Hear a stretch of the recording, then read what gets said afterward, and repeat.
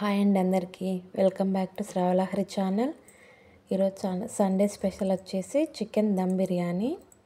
Process ఎలా చేయాలో ఇప్పుడు నేను మీకు చూపిస్తాను.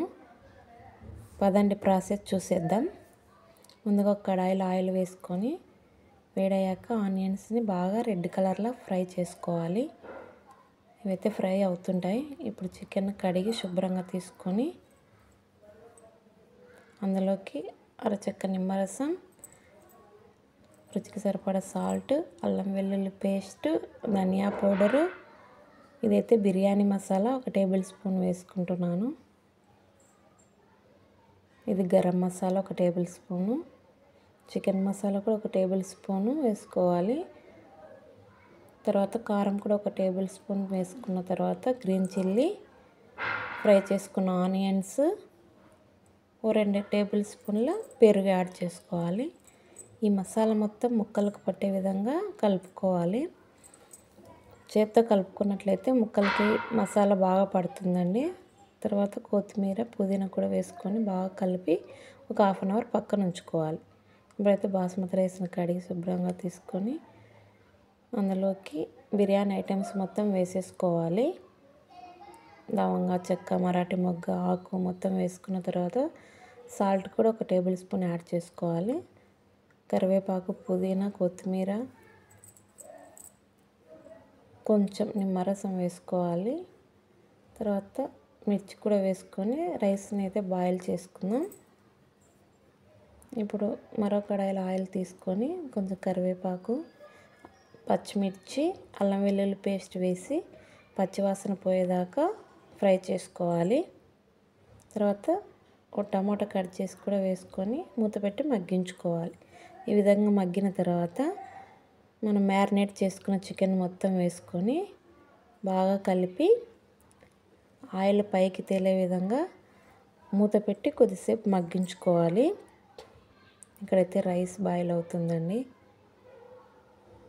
ఇలా విధంగా ఆయిల్ పైకి తేలే విధంగా మగ్గించుకున్న తర్వాత కొంచెం వాటర్ యాడ్ చేసుకోవాలి. ముక్క ఉడకడానికి 50% ఉడికించుకోవాలి ముక్కను.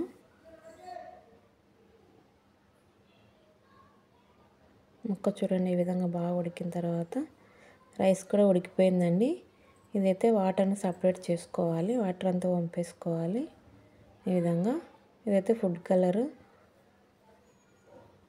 ముక్క అయితే ఉడికిందండి. ఇంకా మనము రైస్ వేసుకోవాలి. ఇదైతే గోంగూర పచ్చడి కోసం పక్కన. ఇప్పుడైతే మొత్తం రైస్ని మొత్తం ఇందులో వేసేసుకోవాలి.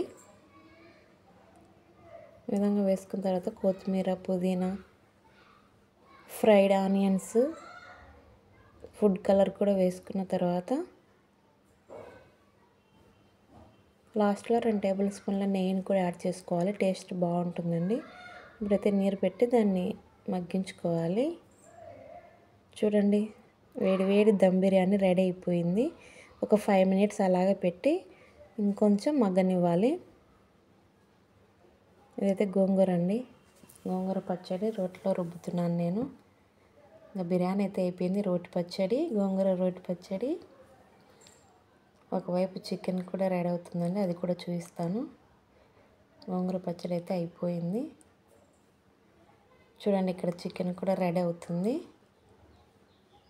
ఆయిల్లో కొంచెం ఫ్రై అయిన తర్వాత అన్ని మసాలా అన్నీ మొత్తం వేసేసుకొని ఉడికించుకోవాలి. కొంచెం వాటర్ వేసుకొని మొత్తం ఈ విధంగా ఉడికించుకోవాలి. ఒక 5 మినిట్స్ ఉడికితే ఇంకా మొత్తం రెడీ అయిపోతుందండి. వేడి వేడి దమ్ బిర్యానీ, గోంగూర పచ్చడి, చికెన్ అండి. కాంబినేషన్ సూపర్ ఉంటుంది. ఇంకా మేమైతే తినేద్దామని కూర్చుంటున్నామండి. రండి వచ్చేయండి తినేద్దాం. బాయ్.